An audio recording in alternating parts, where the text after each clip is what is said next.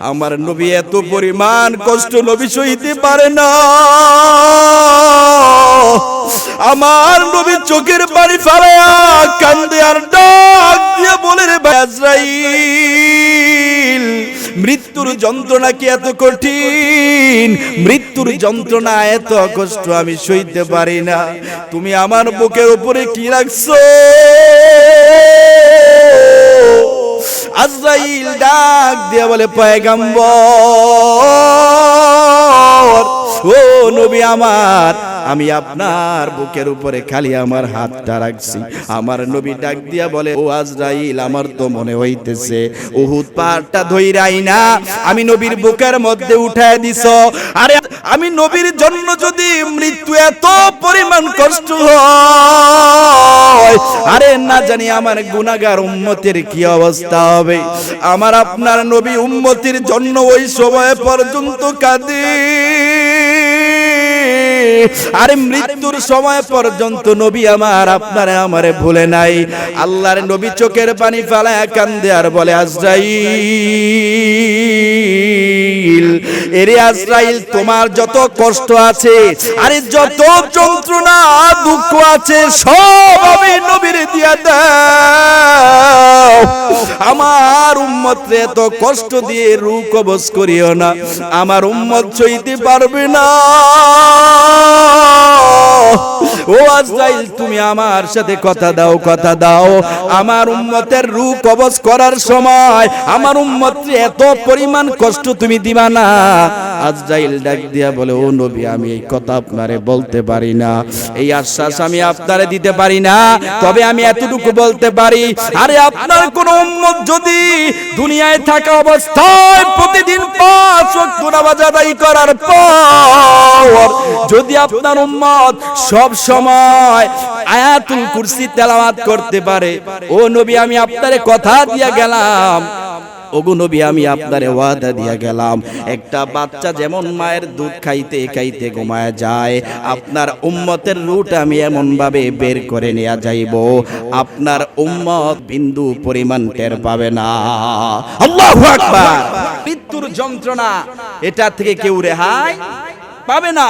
এমন কি আমার নবীর যখন মৃত্যু হয়েছিল, আল্লাহর রাসূলের যেই পরিমাণ মৃত্যুর যন্ত্রণা হয়েছিল, আল্লাহর রাসূল অস্থির হয়ে গিয়েছে যে মৃত্যুর যন্ত্রণা এত কঠিন।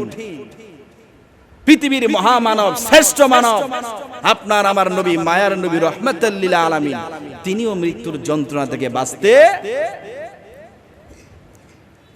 আল্লাহর রাসূল সাল্লাল্লাহু আলাইহি ওয়াসাল্লামের যখন মৃত্যুর সাকরাত শুরু হয়ে গেছে, আম্মা জান আয়েশা রাদিয়াল্লাহু তাআলা আনহা বলেন, আল্লাহর নবী যখন দুনিয়া থেকে বিদায় হয়ে যাবে, আল্লাহর পয়গম্বরকে আমি একটা চাদর দিয়ে আবৃত করে দিলাম, আল্লাহর পয়গম্বরের শরীরটা আমি ঢেকে দিলাম। আমি তাকায় দেখতেছিলাম আল্লাহর নবীর প্রত্যেকটা পশম থেকে ঘামগুলা জড়ায়া জড়ায়া পড়তেছে। আল্লাহর পয়গম্বর ওই সময় ডাক দিয়া বলে, রে আয়েশা, এরে আয়েশা, একটা পাতিলের মধ্যে করে একটু পানি তুমি আমারে দাও। আম্মা জান আয়েশা ডাক দিয়া বলেন, আমি একটা পাতিলের মধ্যে পানি রাখলাম, আল্লাহর নবী সেই পানির মধ্যে হাতটা ভিজায়া ভিজায়া বারবার মুখটা মুছতেছে।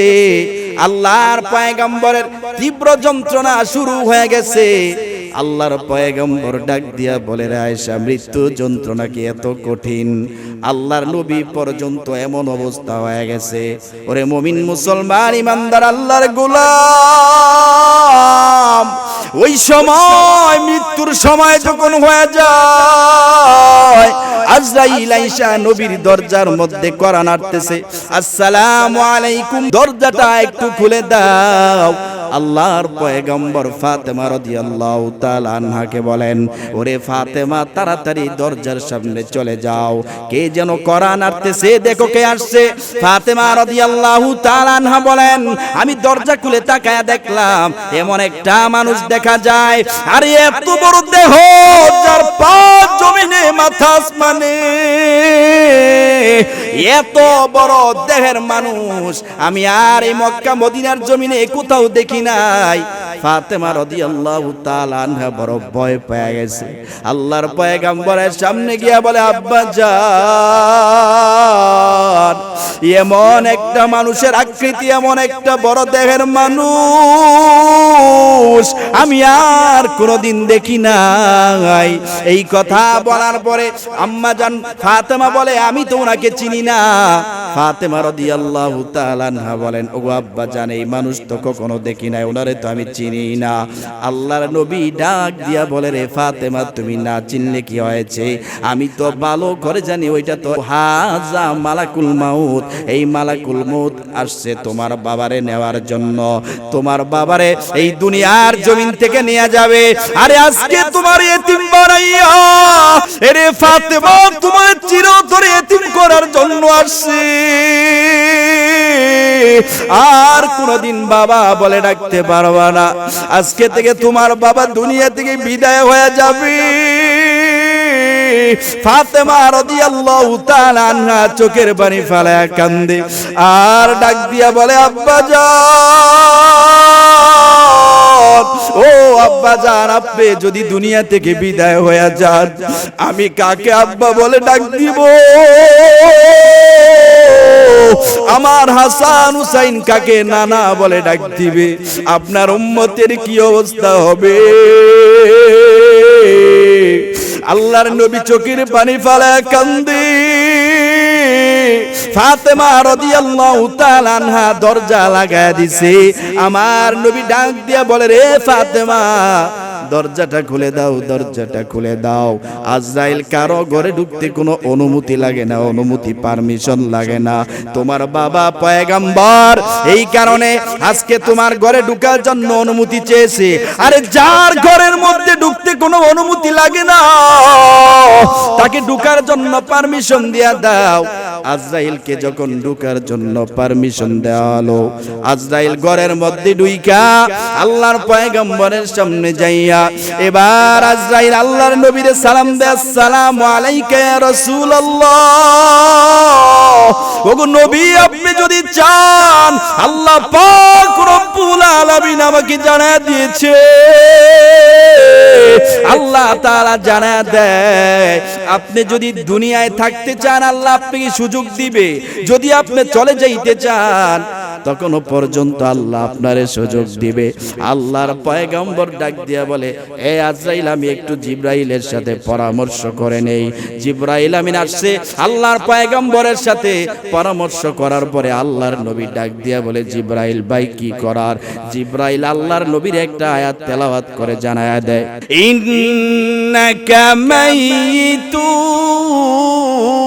ওয়া ইন্নাহুম মাইতুন। জিবরাইল আমিন আয়াত দ্বারা বুঝায় দিলেন, ওগো পয়গম্বর, ওগো নবী, আপনিও মরবেন, আপনার শত্রু যারা আছে তারাও মরবে, অর্থাৎ তারাও দুনিয়া থেকে বিদায় হয়ে যাইবে, সকলেরই মরণ হবে। অর্থাৎ আয়াত দ্বারা বুঝায় দিলেন, আপনি আগে হলেও মরবেন, পরে হলেও মরবেন, মৃত্যুবরণ করবেন। অর্থাৎ এখন যেহেতু আল্লাহ আপনার জন্য অপেক্ষা করতেছে, এখন যাওয়াটাই সঠিক, এটাই ভালো সিদ্ধান্ত। আল্লাহু আকবার। আমার ভাইয়েরা, মৃত্যুর যন্ত্রণা কত কঠিন একটু ভালো করে শুনে নেন। এরি বান্দা, আল্লাহর পয়গম্বর আল্লাহর নবীর রূহ যখন কবজ করবে, আজরাইল আলাইহিস সালাতু ওয়াস সালাম আল্লাহর নবীর রূহটা কবজ করার জন্য আল্লাহর পয়গম্বরের বুকের উপর খালি হাতটা রাখছে। আমার নবী এত পরিমাণ কষ্ট নবী সইতে পারে না। আমার নবী চোখের পানি ফেলায়া কান্দে আর ডাক দিয়ে বলে, রে ভাই আজরাইল, মৃত্যুর যন্ত্রণা কি এত কঠিন? মৃত্যুর যন্ত্রণা এত কষ্ট আমি সইতে পারি না। তুমি আমার বুকের উপরে কি রাখছো? আজরাইল ডাক দিয়ে বলে, পয়গম্বর, ও নবী আমার, আমি আপনার বুকের উপরে খালি আমার হাতটা রাখছি। আমার নবী ডাক দিয়া বলে, ও আজরাইল, আমার তো মনে হইতেছে উহুদ পাহাড়টা ধইরাই না আমি নবীর বুকের মধ্যে উঠায় দিছ। আরে আমি নবীর জন্য যদি মৃত্যু এত পরিমাণ কষ্ট হয়, আরে না জানি আমার গুনাহগার উম্মতের কি অবস্থা হবে। আমার আপনার নবী উম্মতির জন্য ওই সময় পর্যন্ত কাঁদে। আরে মৃত্যুর সময় পর্যন্ত নবী আমার আপনারে আমারে ভুলে নাই। আল্লাহর নবী চোখের পানি ফেলায় কান্দে আর বলে, আজরাইল, এরে আজরাইল, তোমার যত কষ্ট আছে, আরে যত যন্ত্রণা দুঃখ আছে, সব আমি নবীর দিয়া দাও। আমার উম্মতরে এত কষ্ট দিয়ে রূহ কবজ করিও না, আমার উম্মত সইতে পারবে না।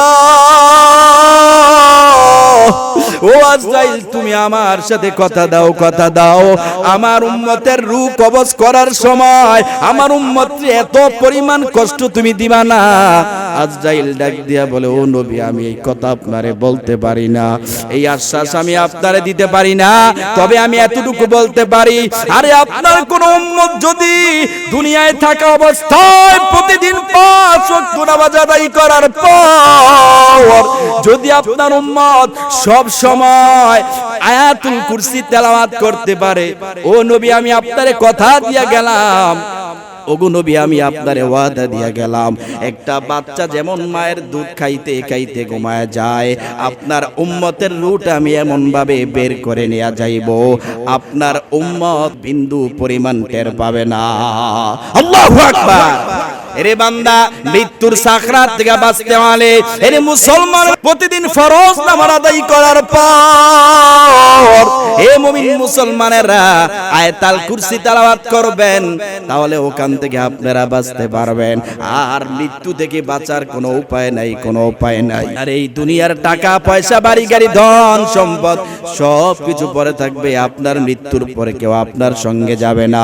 এই জন্য এখন ওই সময় বান্দা দুনিয়ার জমিনে তাই নেক আমল করতে হবে, বেশি বেশি ইবাদত করতে হবে, আল্লাহরে সেজদা দিতে হবে, আল্লাহরে রুকু দিতে হবে, আল্লাহর কথা স্মরণ করতে হবে, দুনিয়ার জমিনে তাইকা 5 ওয়াক্ত নামাজ পড়তে হবে।